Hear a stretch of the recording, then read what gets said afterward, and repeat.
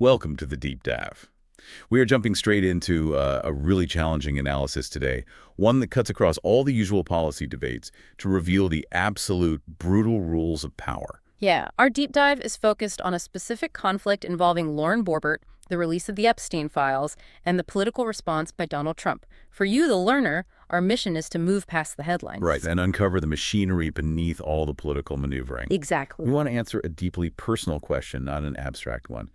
What happens to a political operative, a human being, when they realize the loyalty they offered was, well, a trap? And that power demands silence, not honest service. Exactly. To really understand the intensity of this reaction, we're using this illuminating framework called Power, Loyalty, and the Architecture of Retaliation.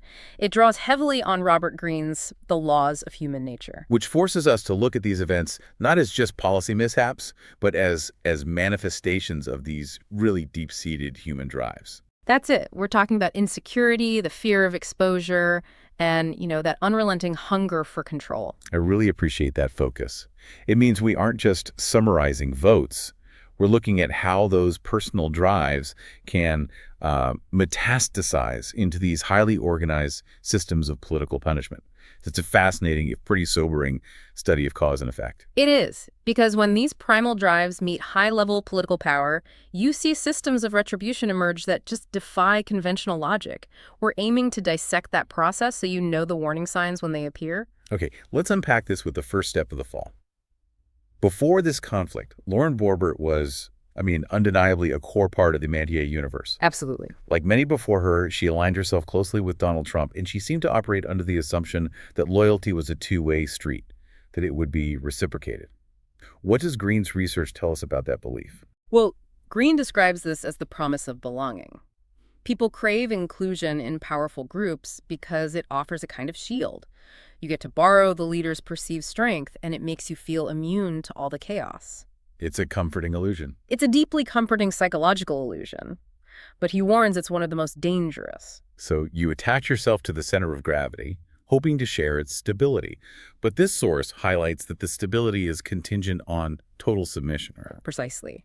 The analysis we are drawing on suggests that powerful, often narcissistic leaders do not form alliances. They collect instruments. Instruments, so tools. Tools. Loyalty is extracted. It's never reciprocated.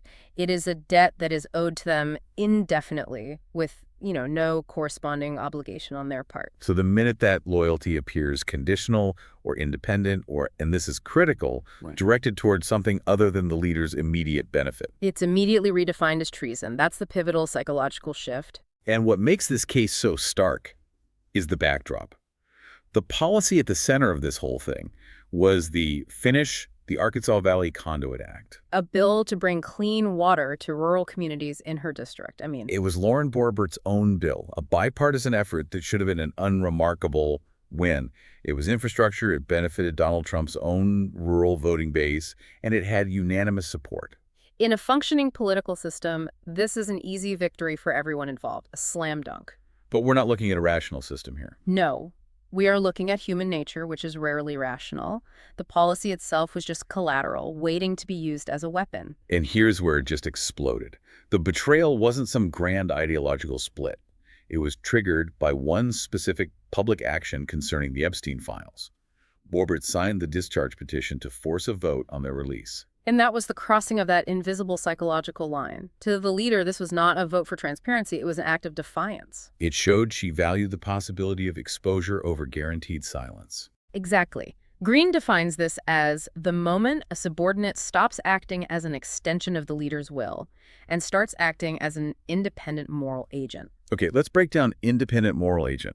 What does that mean in this context? It means she acted based on a code of conduct or a perceived public duty that was separate from what the leader demanded.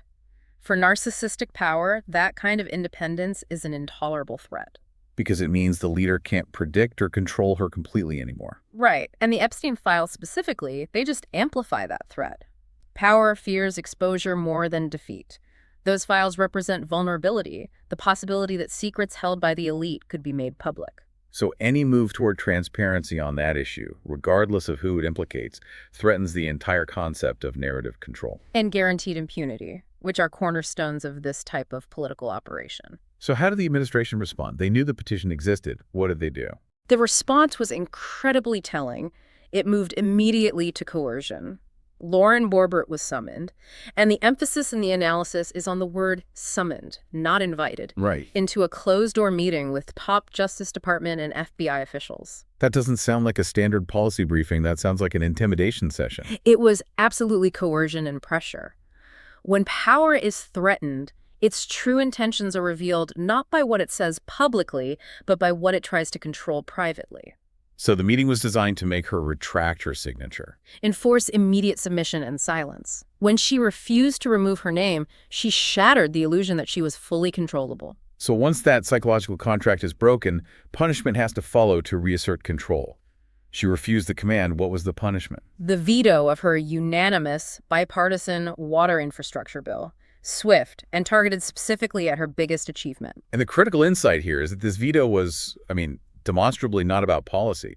Why does Green emphasize that powerful figures so often disguise emotional retaliation as rational decision-making? Because it maintains the facade of competence, of control. If the leader admits, I vetoed this because I was personally offended, it makes them look petty and unstable. But if they claim it was due to unspecified fiscal waste or policy problems, They appear judicious. But vetoing a unanimous bill, that benefits your own core supporters without any real policy justification, that reveals the truth. This was messaging, not governance. it wasn't meant to quietly kill legislation. It was meant to sting and be very, very public. Exactly. The message was simple. Disobedience has consequences, and they are painful. Green calls this teaching through pain. Authoritarian personalities, they rely on fear. It's more effective than respect. It's more reliable. By vetoing that clean water bill, Donald Trump was using Lauren Borbert as an example. He was demonstrating the limits of independence to everyone else watching. So after the veto, what did her public reaction tell us? Did she know she had irrevocably crossed the line? Oh, her statement reflected immense internal tension. The source calls it restrained outrage. She described the veto as baffling, unnecessary, trying to find some kind of rational political explanation. But there was a key line. There was. The most revealing detail, the line that shows she understood the psychological game, was her expression of hope that the veto had nothing to do with retaliation. That hope tells you everything. It tells you she knew exactly what was happening. And that even acknowledging the leader's emotional calculation was dangerous. It confirmed the psychological betrayal. She realized the loyalty she offered was a one-way street. Which connects us to the larger pattern. Green consistently notes that narcissistic leaders view loyalty as a permanent debt owed to them. But they offer none in return, regardless of your service or past performance. And the consistency of this pattern under Donald Trump it's striking. His history is just littered with discarded allies. It's a recurring, predictable psychological cycle, not a political one. The list includes people like Michael Cohen, Mike Pence, Rex Tillerson, Ronna McDaniel, Marjorie Taylor Greene. And the analysis suggests that every single one of them fell for what it calls the special exception illusion. Right. The belief that their unique closeness or value meant they'd be spared the consequences that everyone else faced. That illusion, that hope that my loyalty is different, is what keeps the whole power structure in place, even when they see others fall. It does. But let's step back and look at the real-world cost. What's the chilling collateral damage in this specific power struggle? This is where it becomes just tangible cruelty. The collateral damage was tens of thousands of people in rural communities who were denied access to clean drinking water, the direct beneficiaries of her bill. So the punishment was explicitly extended far beyond her. Green warns that when leaders stop seeing people as citizens and start seeing them as, interchangeable leverage, Suffering becomes a calculated tool. This showed a clear, chilling willingness to sacrifice public welfare, to hurt his own base, just to settle a personal score. Clean water was reduced to a prop in a dominance display. the cruelty wasn't a side effect, it was the whole point. It was the entire point of the veto. But if the pattern is this transparent and the consequences are this severe, why do others still submit? Why don't they speak up? Green's analysis is devastatingly simple. Fear combined with hope is the strongest leash. They rationalize the abuse. They believe obedience will buy them time, or that the leader will eventually recognize their utility and return to rational behavior. And they are always wrong. Always. But that momentary rationalization keeps them tethered. And crucially, the source argues this whole architecture of retaliation isn't driven by strength. It's driven by the leader's own profound insecurity and fear. Fear of exposure, fear of losing narrative control, fear of accountability. Exactly. The Epstein files psychologically represent that exposure, the one thing power fears more than defeat. And that foundational fear leads to the escalation, the inevitable retaliation against anyone, like Lauren Borbert, who even dares to touch the subject of accountability. You know, the tragedy here isn't just that she learned this lesson the hard way. The source argues that destructive leaders are fundamentally empowered by the cowardice of those around them. Silence is permission. Yeah. Silence, rationalized by self-interest, is what gives them permission for further cruelty. And when loyalty becomes the highest law, outweighing institutional law or public welfare, democracy it decays quietly. It's not tanks in the street. It's private pressure meetings and selective, agonizing punishment. And this veto signals clearly that governance is entirely subordinate to personal grievance. Which brings us to Lauren Borbert's current psychological crossroads. Once a leader marks you as unreliable and makes you the example, there is no return to favor, no matter how contrite you might be. She has to choose now. Retreat into permanent, humiliating submission, or step fully and irrevocably into independence. And the source material is clear that trying to appease them will only be seen as temporary weakness.